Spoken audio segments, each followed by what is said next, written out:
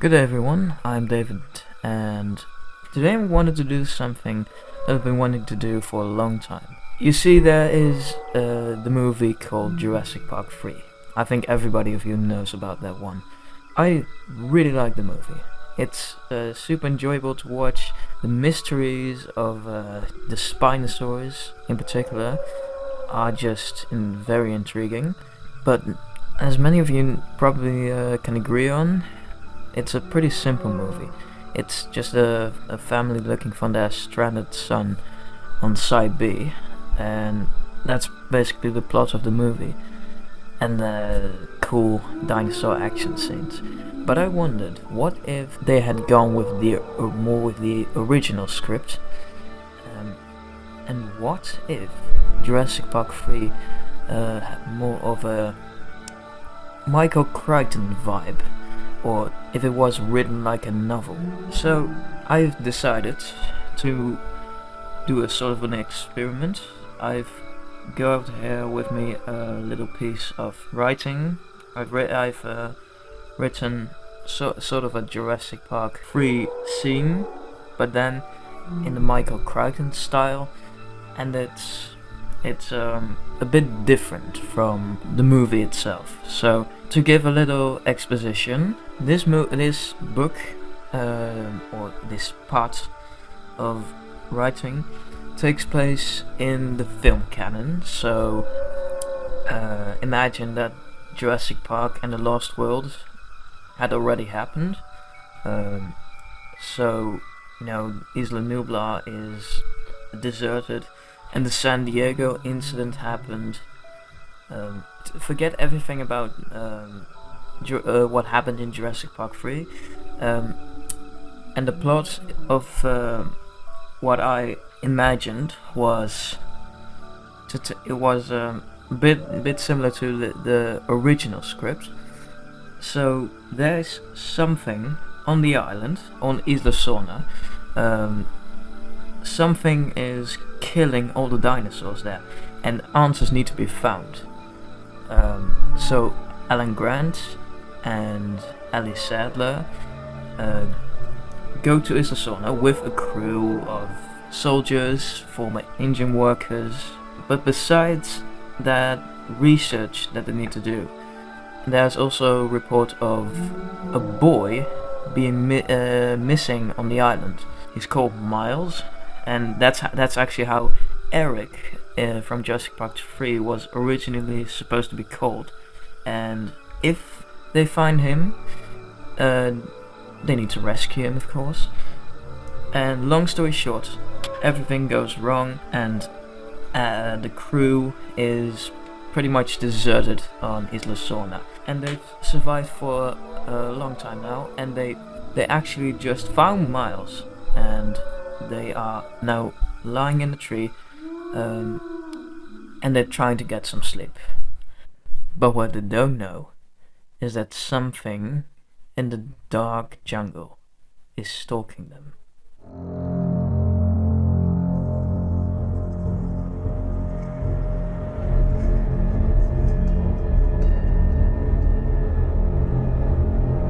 The unknown strikes. After long trouble and search, the group could finally rest in the high tree hidden from the predators. Grant was even more comfortable now that they found Miles. Grant noticed his tiredness influencing his senses. The rough branch felt more like a soft bed, and the heavy rain almost did not seem to affect him. He did not hear the constant sound of crickets, only the sauropods in the distance moaning like whales. He began to see less and less, but in a swift moment he saw a large eye. It looked crocodilian. It had an acid yellow color to it, and the pupil was a narrow stripe. The sight worried Grant, and he sat up and looked harder. But when he did, all that he saw was the night jungle and the rain drops falling. Only then did he realize just how dark the jungle was at the moment. Only some leaves, lightened by the moon, could be seen, Grant did not think much of the eye. Maybe he was hallucinating because of how tired he was. Ellie was woken up by Alan. "Ah, Alan, what the hell are you doing?" Alan responded with, "Nothing, Ellie. I thought I saw something, but I must have been hallucinating. After all, I'm pretty tired." Ellie, still halfly sleeping, thought nothing of it. Grant lied down and tried to fall asleep, which worked out pretty well. Eventually, however, he found that he could not ignore the sounds of small branches and leaves being crushed. Yet it was too little to consider it a major threat. There was no way that it could have been a predator trying to grab him and his crew as its meal. It was too high, and they were in the territory of Mamenchisauruses, and even a tyrannosaur would not dare come nearby those creatures. While reassuring himself that there was no threat nearby, he heard a groan. It was the boy, Miles. He was awakening. Grant sat up to greet the boy and tell him that he was in safe hands. "Where the hell am I? Who are you all?" Miles said with a hoarse voice. Alan responded, "Miles, listen, there's no need to worry. I'm Alan Grant and we're here to bring you home, okay?" Miles looked stunned when Grant revealed his name. "Wait, you're the Alan Grant?" Grant nodded yes.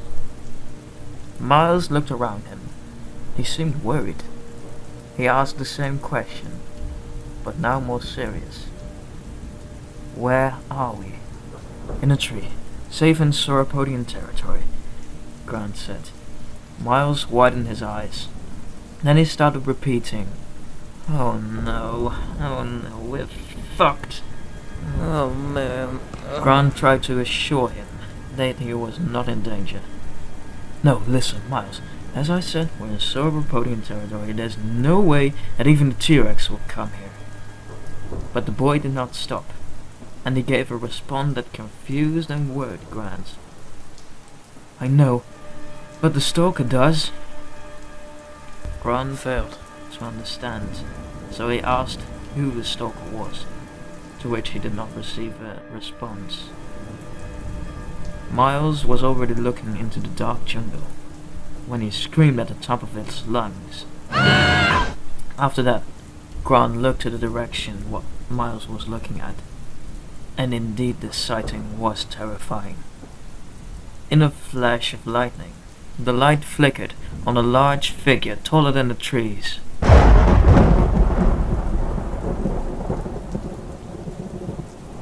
The dinosaur had a long head, a wet, nasty skin, and a large sail on his back. Now Grant panicked. He tried to wake up Nash, who was lying next to him. The rest of the crew was already starting to wake up because of how loud the screams from Miles were, and Nash quickly rose to his knees. Copper and Udesky soon followed, and in moments everyone was waiting in tension. Nash asked Grant what was going on, and Grant said that a carnivorous dinosaur was nearby. Nash turned on his flashlight to see what was there. The flash only revealed a small part of the dinosaur, a large snout with sharp, curved teeth sticking out. The dinosaur growled.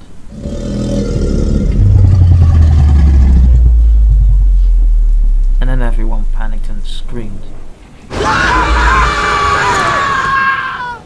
Grant could not see much, but he saw the dinosaur's head quickly snapping. Everyone jumped aside, and then the dinosaur hit the tree with its massive head. Grant felt the tree shaking, but the most frightening thing was when he felt the dinosaur's breath whiffling around him like a storm. Grant knew that the dinosaur was close to him, but he did not know where it was exactly. The shaking of the tree caused Nash to lose his flashlight, and it dropped to the ground. having the light shining upwards to the head of the dinosaur. Now Grant could see the dinosaur. Its teeth were inches away from the paleontologist. Ellie saw it too, and she grabbed Alan by the shoulders and pulled him backwards to save him.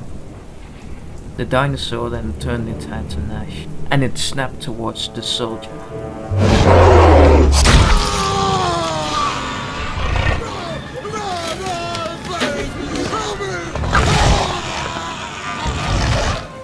Grant heard Nash screaming in severe pain, and when the dinosaur turned its head, Grant saw half the body of Nash crushed within the dinosaur's jaws.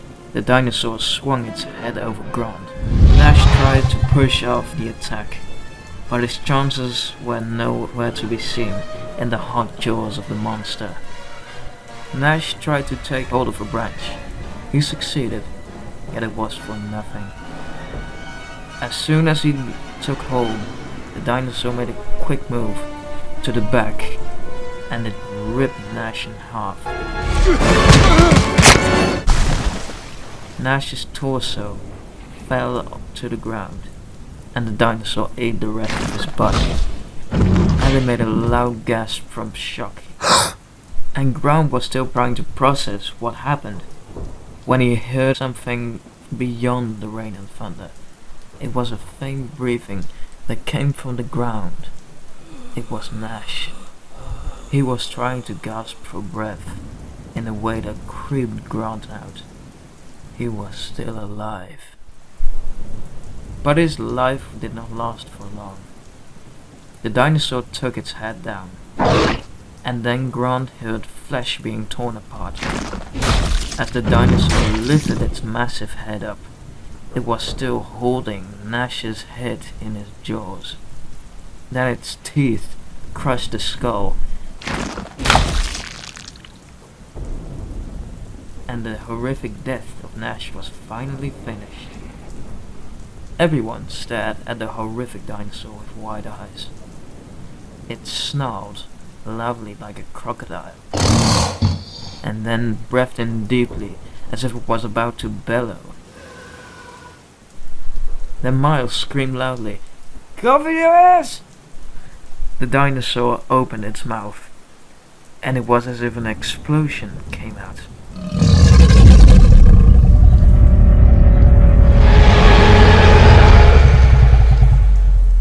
The dinosaur made such a loud noise that it became a bass that vibrated through the bones of everyone. After 10 seconds, the loud noise stopped, but it felt like an eternity to Grant. The dinosaur's eyes looked at Grant. That thin, crocodile-like pupil had a certain look to it, as if it was planning something. It then snapped its head below. It bit down the tree. The tree shook as it slowly moved down. Everyone screamed as it happened. Cracks were heard below the branch. The dinosaur was pressing down the tree completely to the ground. "Hang on to something!" Grant yelled. He grabbed a small branch to prevent an unpleasant landing. Grant saw the ground coming closer, and it was happening very quickly. Ellie screamed like she was in hell. With the dinosaur pounding its giant foot on the tree, Grant and the others lost grip and fell.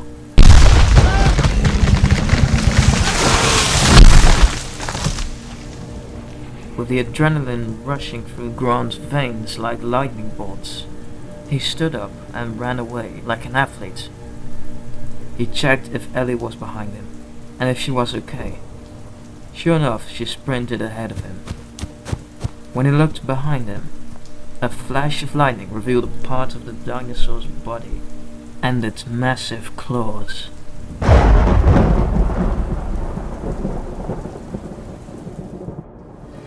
The dinosaur's foot stepped off the tree and set its step into Grant's direction. It caused Grant to sprint even harder. to the end of the woods, together with the rest of the group. The last trees were just 1 yard away from them, but so was the dinosaur behind. Grant could not only hear, but feel the footsteps coming closer. Grant rushed out of the woods, and they were now in a dark field with tall grass. The grass was slippery. They had to watch their steps. Grant knew that the dinosaur was close to him. If he and the crew did not stop running and would not hide somewhere, they would be spotted. So he shouted, "Out here! In the grass!" Grant slided into the long grass and turned to see the dinosaur. Grant saw nothing but trees shaking and birds flying away.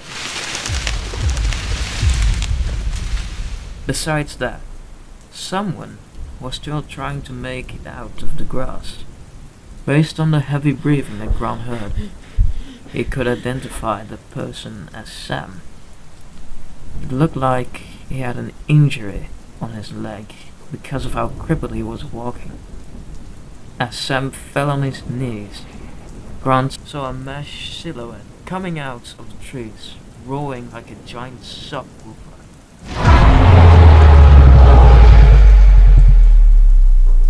When lightning lit the field, the dinosaur's full body was revealed. It was certainly larger than a tyrannosaur, and its tail, it was bigger than Grant thought. Grant knew only one dinosaur with a sail, Spinosaurus aegypticus. But nowhere in the paleontological studies had he seen it as such a large animal, and its head was much more like a crocodile than he expected. Once the dinosaur stopped roaring, it turned its head to Sam. He was lying in front of the beast, helpless. Sam screamed and held his hands out to avoid being attacked. No! No! But it did nothing. The Spinosaurus bit down and silenced his scream.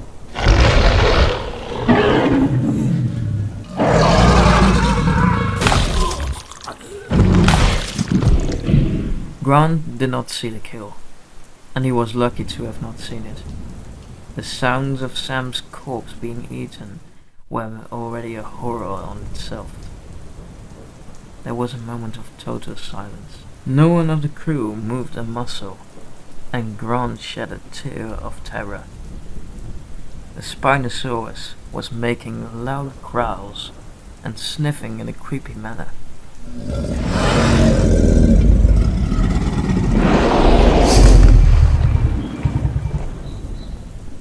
It felt as if it was looking for them. Then, in a moment that made Grant's heart drop down to his stomach, the Spinosaurus turned its head to him. The Spinosaurus was just standing there, directly staring at Grant. That made it much more eerie. 10 seconds passed, and Grant had a strong feeling it had already seen them. But the Spinosaurus did not give chase. Instead, it turned around, growling in disappointment. As it walked into the woods, everyone took a very deep breath of relief. They heard the Spinosaurus moaning in the distance. It sounded like a painful cry.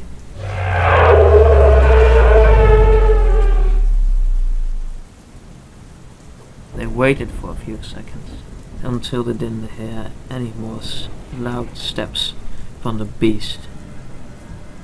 Grant did not like the idea of lying in the grass, knowing that there might be raptors in there, or another predator. Grant eventually got up, and he said, "Come on, go, let's get out of here, guys. There might be raptors out there in the grass," with a shaky voice. Everyone did so, and followed the paleontologist. Ellie grabbed Alan by the shoulder. Even her hand was shaking relentlessly. Grant had a terrific headache of stress and shock. He was seeing tiny dots everywhere, and he started getting dizzy. As he looked to his right, he saw the leaves of the trees moving smoothly with the storm. But something between the grass and the trees was not moving. At first, Grant did not understand, but then he made the connection in his head, and he snapped. It was the Spinosaurus, and it was still stalking them. Grant jumped up and told the others to run. Everyone headed for a part of the forest with many thick vines. The Spinosaurus would not make its way through them. This time, the Spinosaurus was silent. Only the quick footsteps were audible. As Grant came close to the vines, he heard a snarl and something heavy wailing behind him.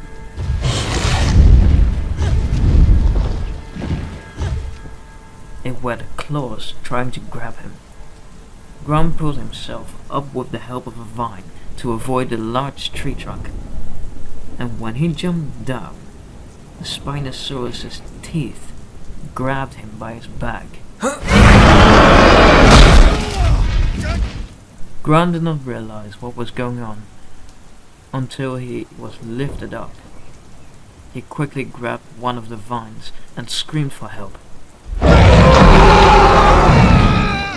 Ellie turned around and ran to him at top speed. Ellie grabbed his hand and pulled him forwards, and Cooper came over as well. But two human beings did not stand a chance against huge dinosaur, and it ripped Alan's bag off. The Spinosaurus threw the bag into the air as high as a rocket, and then proceeded to push itself through the vines.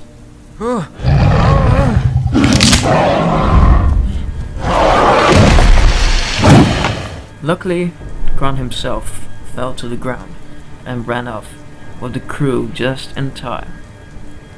As Grant and the others ran into the distance, they heard the Spinosaurus roar one last time. When they felt that they had run enough, they stopped and took a breath. Ellie asked, "Is everyone alright?"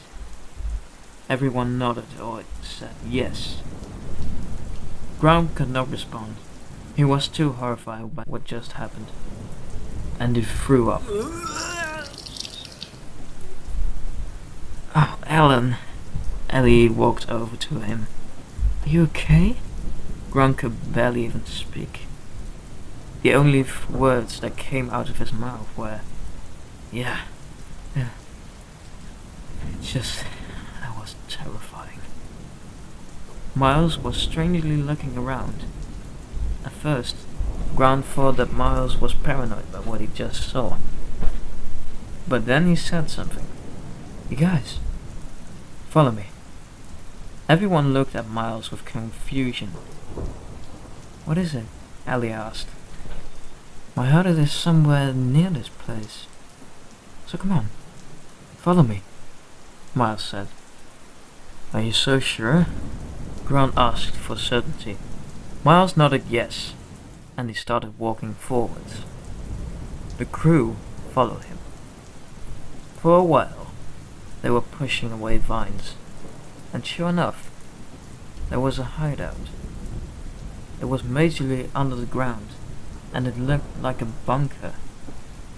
"Well, let's get in," Miles told everyone. Miles headed to the hideout, and he opened the door that was roughly the size of a window. Everyone stepped into the hideout. It was quite small, but also cozy. Alan and Ellie sat close to each other, laying their arms across each other. "Hey, thanks for saving me twice," Grant said to Ellie. No problem," Ellie said with a tired voice. At last, Miles came in and sat down across from Grant. As soon as Yudeski sat down, he started crying. He was mourning for the death of his friend, Nash. Cooper consoled him, telling him that he was now with God. It seemed to work. Hidetsuki softly said, "Yeah, you're right. I just wonder why I had to go so brutally." A few minutes passed, and Ellie asked Grant, "What was that creature?" Grant told his thoughts. "Well, I think it's a Spinosaurus, but I've never seen it like that before." "That's because she's not a real Spinosaurus. She's sort of a hybrid," Miles said.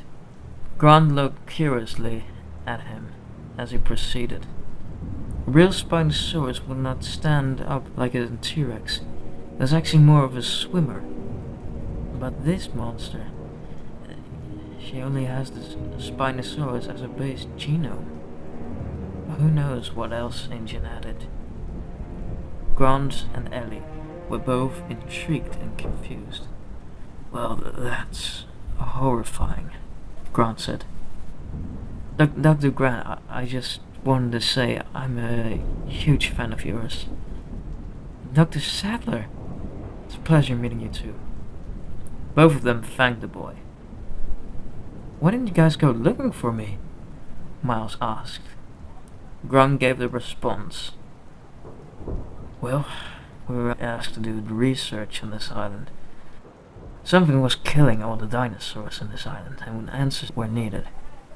Well, I think we now know what that is. And besides that, your parents came to us and asked us if we could perhaps rescue you. I honestly thought that surviving on an island for so long would be impossible.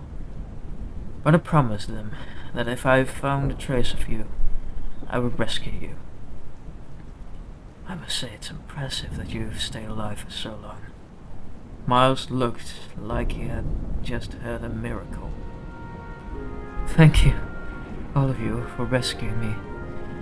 But know this, never make the mistake of climbing in a tree. I did the same thing once, and it ended in the same catastrophe," Miles said. "Yeah, I will now, certainly," Grant said. Everyone in the hideout was tired, and finally Grant could take some rest. Tonight he would certainly sleep, but if he would somehow survive the entirety of this island, he knew that he would be haunted by the roar from hell for the rest of his life.